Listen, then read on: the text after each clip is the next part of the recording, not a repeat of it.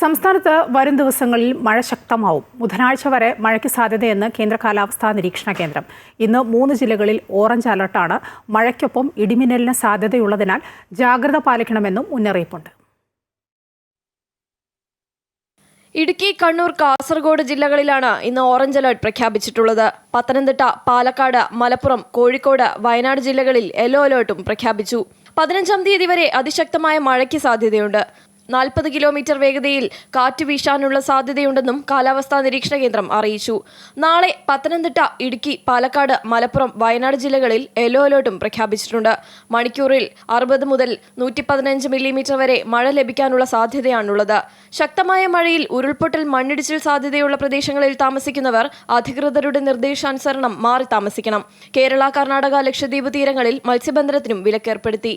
ഇന്നും നാളെയും മത്സ്യത്തൊഴിലാളികൾ കടലിൽ പോകരുതെന്നാണ് നിർദ്ദേശം.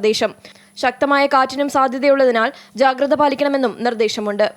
News desk, Amrita TV.